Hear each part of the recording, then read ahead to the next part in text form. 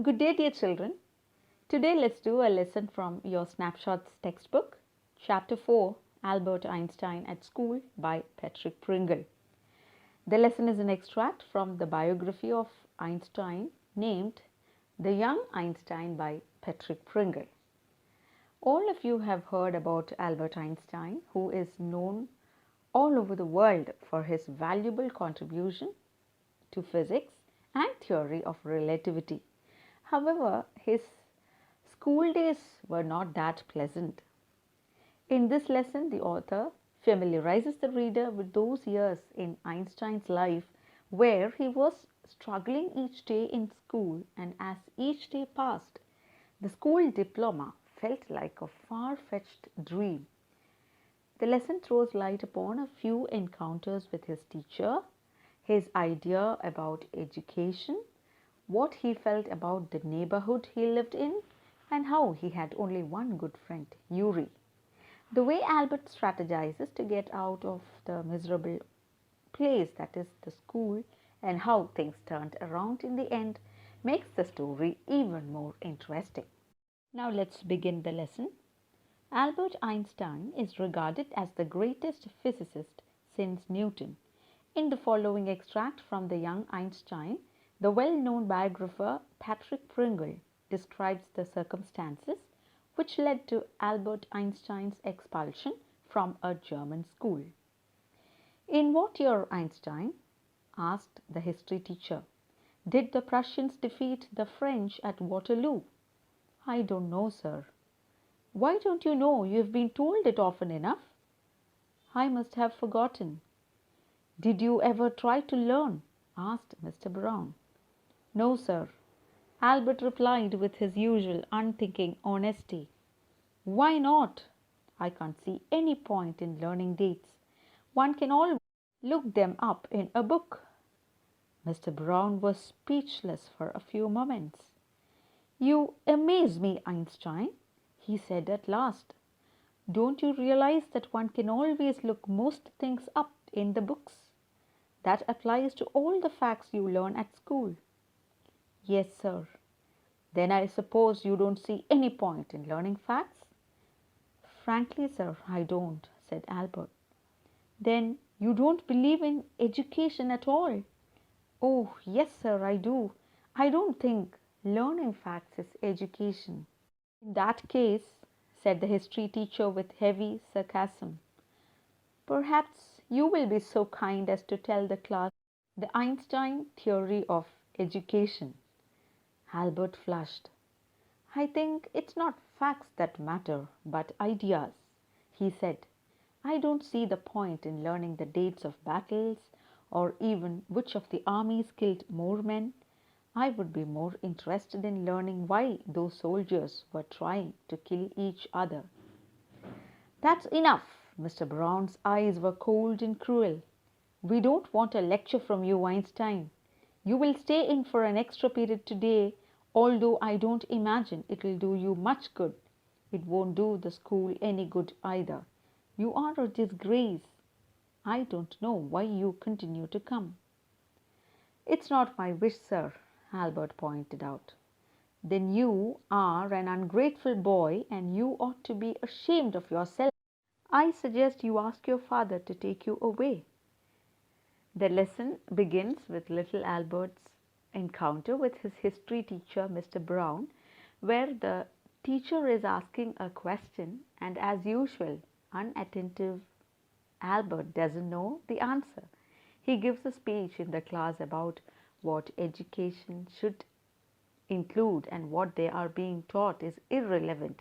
It ends up in him being punished by the teacher, which again is not a new experience for him.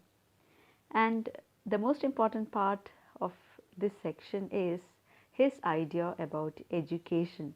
He believes that it is not facts that matter but ideas, and he doesn't feel importance in learning the dates of battles or even which of the armies killed more men. He was more interested in finding the reason behind these wars. Now let's continue. Albert felt miserable when he left school that afternoon. Not that it had been a bad day. Most days were bad now, anyway. But because he had to go back to the hateful place the next morning, he only wished his father would take him away. But there was no point in even asking.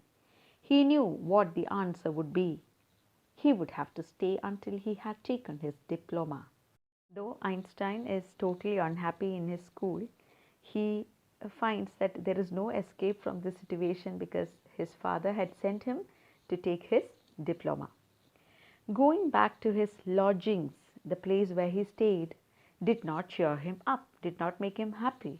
His father had so little money to spare that Albert had been found a room in one of the poorest quarters of Munich. So underline that point. Where did he stay? Since his father did not have so much money to spare, he had to adjust with the available space. He did not mind the bad food and lack of comfort, or even the dirt and squalor. Squalor is again extremely dirty or unpleasant as a result of neglect. But he hated the atmosphere of slum violence. His landlady beat her children regularly, and every Saturday her husband came drunk and beat her. So it was not a peaceful place. He was not happy in the place he lived in also. But at least you have a room of your own, which is more than I can say, said Yuri when he called round in the evening. So Yuri is his only friend with whom Albert shares everything.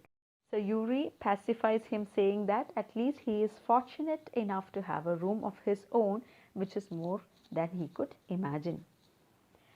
At least you live among civilized human beings, even if they are all poor students, said Albert. They are not all civilized, Yuri replied. Did you not hear that one of them was killed last week in a duel? Albert feels that Yuri stays in a better place than him, but Yuri corrects him, saying that not all people who resides in that area are civilized. And what happens to the one who killed him? Nothing, of course. He is even proud of it. His only worry is that the authorities have told him not to fight any more duels. He is upset about this because he hasn't a single scar on his face to wear for the rest of his life as a badge of honor. Oh, exclaimed Albert, and these are the students. Well, you will be a student one day, said Yuri. Yuri interrupts to correct him that not all of them have manners, and only the previous week one was killed in a fight. The one who killed him did not face any circumstances except never being allowed to play a duel again. The only regret that he had was that he won't be able to show off a scar as a symbol of bravery. Albert sighs at the state of students pursuing diplomas. Yuri then gives Albert some hope by saying that he will be a student too, to which Albert expresses his doubtfulness. We will continue. I doubt it, said Albert glumly, sadly. I don't think I'll ever pass the exams for the school diploma. He told his cousin Elsa the same next time she came to Munich. Normally, she lived in Berlin, where her father had a business. I'm sure you could learn enough to pass the exams, Albert, if you tried, she said.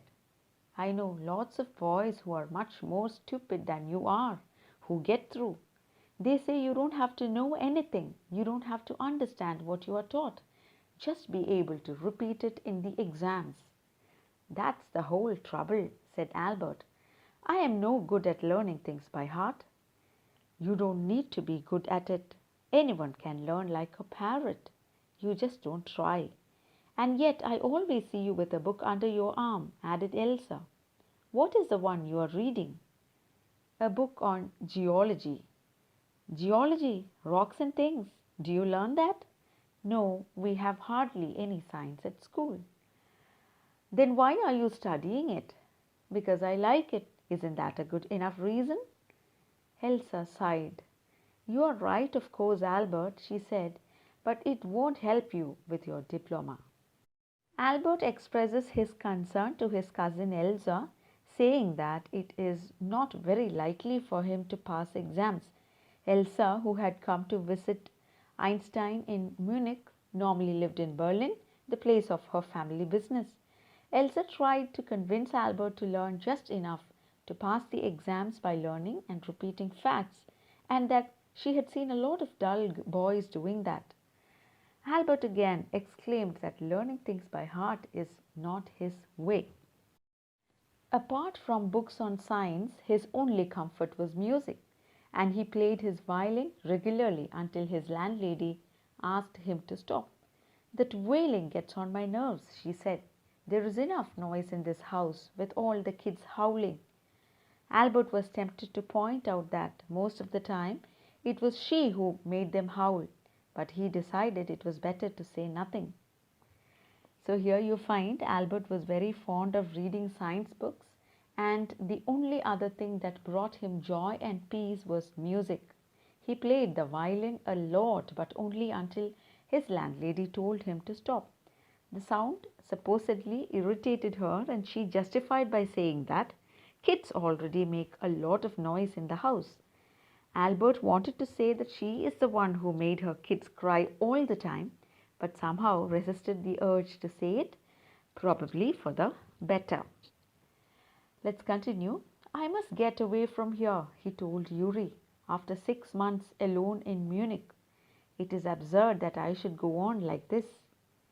In the end, it will turn out I have been wasting my father's money and everyone's time. It will be better for all if I stop now." "And then what will you do?" Yuri asked. "I don't know. If I go to Milan, I am afraid my father will send me back."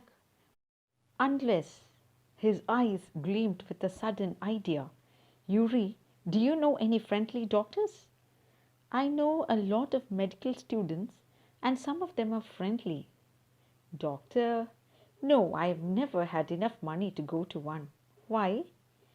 "Suppose that I had a nervous breakdown. Suppose the doctor would say it's bad for me to go to school and I need to get right away from it." "I can't imagine a doctor saying that," said Yuri. "I must try," said Albert, "to find a doctor who specializes in nerves. There are plenty of them." He hesitated for a moment and then added, rather reluctantly, "I'll ask some of the students if they know one, if you like." "Will you? Oh, thank you, Yuri." Albert's eyes were shining. "Wait a moment, I haven't found one yet." "Oh, but you will. And if I do, I don't know if he'll be willing to help you." He will. I'm going to have a real nervous breakdown to make it easier for him." He laughed merrily. "I've never seen you looking less nervous," remarked Yuri. "A day or two at school will soon put that right," Albert assured him. Here you find Albert is trying to find out a way to save himself from the miserable place that is. His idea included a nervous breakdown and a doctor who could advise him that school is bad for him and he needs to stay as far as he could from it. Yuri did not think that this idea would be a success because it was not easy for a doctor to advise something like that. Albert still wanted to give it a try and find a doctor that specializes in nerves. Yuri offers to ask one of his friends about such a doctor, and Albert immediately expressed his gratitude. Yuri told him not to have his hopes high but little. Albert was all hopeful and positive about finding a suitable doctor who would be willing to help him. He even went to the extent of offering to showcase an actual breakdown to make it seem more real. He was full of hope, and Yuri had never seen him feeling like that. Albert told him not to worry because a day or two at school would restore him back to his troubled state. Thus we come to the end of part 1. Thank you.